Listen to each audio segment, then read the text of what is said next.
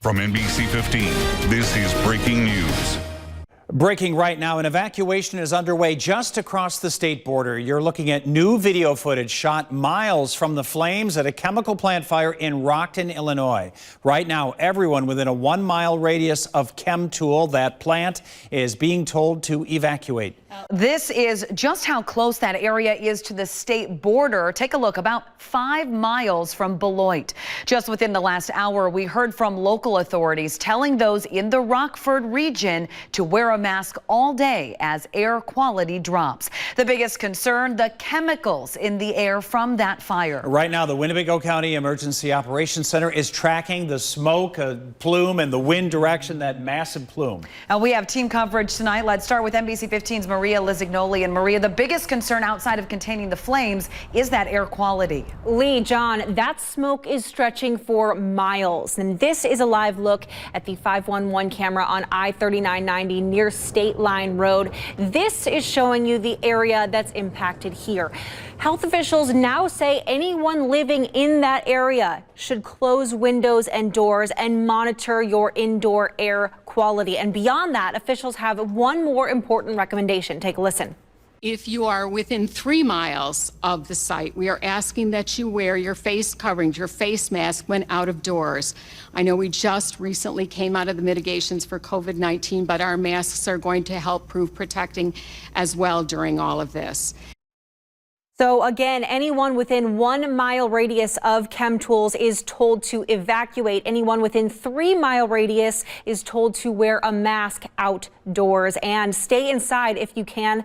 Turn off the vents, turn off your air conditioning, shut all of your windows. We are going to continue monitoring the changes here, but for now, live in the studio, Maria Lizignoli, NBC 15 News. Maria, thank you. Let's bring in meteorologist Brian Dukes. Brian, we saw the massive plumes of smoke there in video, which in a live shots as well. But we can see here it's even being picked up on radar. Yeah, and that really shows the scale of the fire, John. Here's a look from our radar earlier today, and it looks like a thunderstorm down in Rockton, but that's not the case. This is actually the smoke being lofted several thousand feet up into the atmosphere, and then, of course, drifting southward as the wind takes it in that direction. We can actually do a little splice of this, and the smoke and the debris was reaching heights of around 5,000 feet. So much lift coming off of that heat, and the fire was actually taking debris and scattering it downwind a couple of miles, and again just showing how intense this fire has been through the day and why there is so much concern from all that smoke as it kind of drifts down to the south. Of course, we're going to talk wind direction and if there's any concern for this locally coming up in just a bit.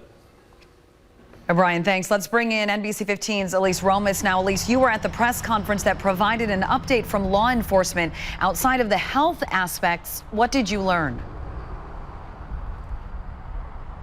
Well, the cause of this fire, Lee, is still under investigation. But as this smoke plume continues to sit over Rockton, firefighters say that this is going to take several days to contain. Initially, there was no stopping the fire.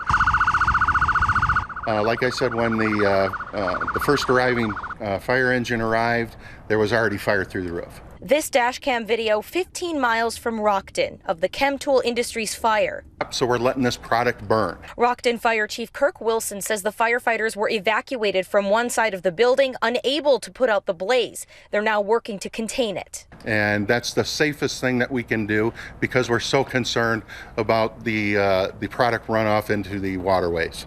The environmental impact is also a concern among first responders. Chemtool produces oil-based lubricants, which contain chemicals. The Rock River is about 300 meters to the west of the flaming facility. We don't want an environmental nightmare to occur, and the reason that we would cause that is by the use of water streams. So we stopped water operations at this point. We stopped suppression. We felt it was in our best interest to let this product burn off. All firefighters can do for now is watch and wait. Again, we're working in real close conjunction with law enforcement, and we will let them know when it will be safe for our community to occupy their homes. We know that 150 people were asked to evacuate this area at least. They've been directed to go to a nearby middle school. We're still waiting on word of whether or not it's safe for them to come back into their neighborhoods. Live in Rockton, Elise Romas, NBC 15 News. Elise, thanks. We also know more than 40 different fire departments in northern Illinois and southern Wisconsin have helped today, including 175 firefighters. Wisconsin Governor Tony Evers is tweeting his response to the situation tonight. He wrote he's thinking of Rockton and is monitoring the situation. Our team is going to stay on the ground all evening to continue monitoring conditions in Rockton, Illinois. And again, we expect this fire to actually burn for several days. NBC 15 will continue monitoring both air and ground quality during that time. Stay with us on air and online. One person is in custody after an elderly woman was found dead this morning in a garage in rural Rock County. That death has not been ruled a homicide. NBC 15's Sonica Bargo is live at the scene. In Sonica, authorities are calling this a, quote, complex violent death investigation. John, right now we know that authorities took a family member of the victim into custody as a person of interest. Now, I did ask a Rock County Sheriff's Office what that term, that complex violent death investigation, actually means, but he couldn't give me any more information. I also spoke to neighbors who told me this comes as a shock in the rural farming community.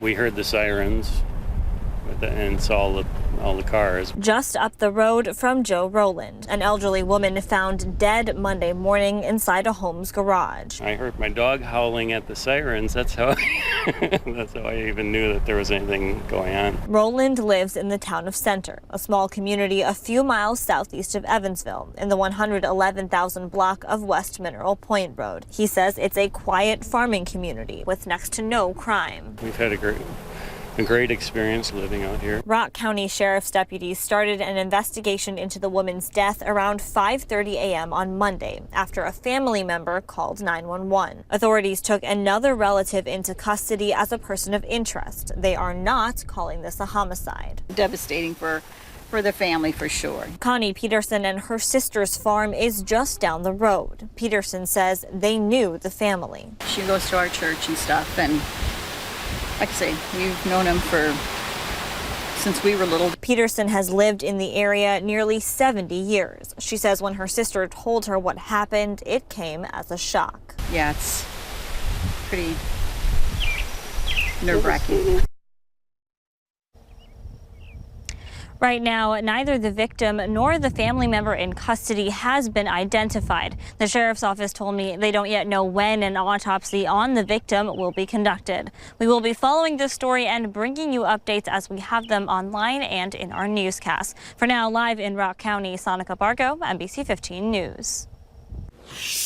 Well, not a bad start to the work week. Looking at slightly cooler temperatures, much lower humidity, and all things considered, a beautiful Monday out there. We're looking at temperatures middle to upper 70s to the east, to the upper 80s out to the west. Now, we have been keeping an eye on a couple of showers, primarily east of the Madison area. Can't rule out a sprinkle through Dodge, Jefferson County, but a lot of this is fizzling out and going to head more towards the Milwaukee region. Now, I do want to touch on the winds because we are concerned about where that smoke plume down in Rockton is going to go. Winds today have been out of the northerly direction. They're going to go more northeasterly as we head through tonight, so that's going to keep a lot of that smoke through northwestern Illinois. But down into northern Illinois, we may see that plume kind of shift a little westward, so that'll be something we keep an eye on. But the chances of that kind of getting into Wisconsin remain very, very low. Much more on this beautiful forecast coming up in just a bit. An update tonight on last week's murder investigation in Beloit. The police department now has 19-year-old Journey Weathers Jr. in custody, charged with first-degree intentional homicide in the shooting death of 25-year-old Dravion Allen. It happened on Porter Avenue last Monday. Police say Weathers turned himself in today, and now all three suspects are in custody. It's been nearly 1 year since 10-year-old Cody Dutcher was found dead just miles from her home in Baraboo. It was later called a death by suicide. Her passing continues to shine a light on youth mental health awareness. NBC 15's Taj Mahal first heard from Cody's mother just months after her daughter's death, and we're checking back in tonight.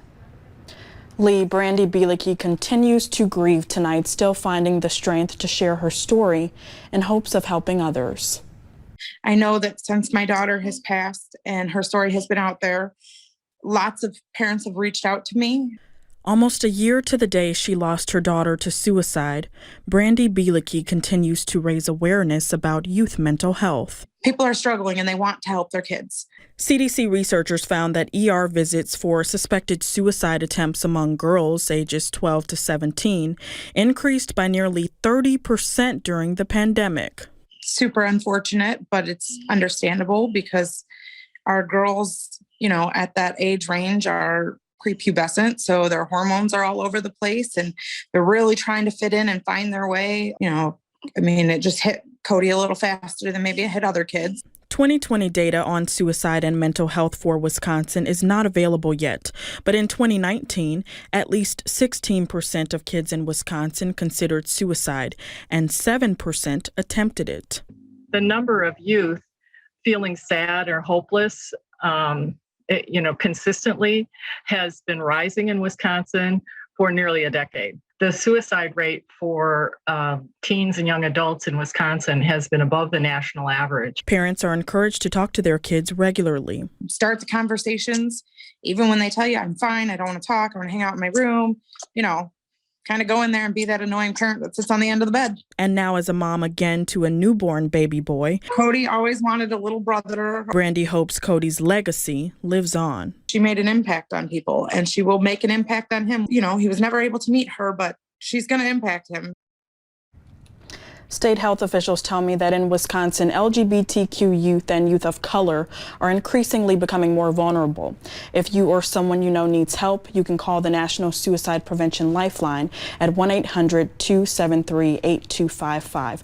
Live in the newsroom tonight, Taj Mahal, NBC 15 News. Next at 6, promising news about another COVID-19 vaccine candidate. And we continue to follow that breaking news out of Rockton, Illinois tonight. Our team is on the ground there monitoring conditions as that fire at a chemical plant continues to burn. We'll be right back. A live look again at the Chemtool fire in Rockton, Illinois. That plume of smoke in the air. Firefighters are letting this fire burn, working to contain it to minimize any environmental impacts. We know all employees are safe, no major injuries. Everyone within a 1-mile radius has been told to evacuate, and within a 3-mile radius to wear a mask tonight. All right, we want to take one more live look at the Chemtool fire in Rockton, Illinois, just 5 miles or so south of Beloit. We just heard from local authorities about an hour ago. They are focusing on air quality right now, so everyone within 3 miles is being told to wear a mask tonight. And everyone within a 1-mile radius has already been told to evacuate. And BC 15's Brittany Ehrman is now on the scene, and she'll continue tracking this into the night as that large fire continues to burn at Chemtool down at Rockton, the village just across the border in Illinois. And we're keeping an eye on the wind direction, of course, very important on where that plume's going to go. Winds will be out of the north-northeast tonight, so that should keep it out of Wisconsin, but it will be a problem down through northern Illinois, and with a more of an easterly direction may actually start to head a bit to the west. So we'll monitor that here in the Weather Center as well. Keep with us on air and online. Thanks for joining us.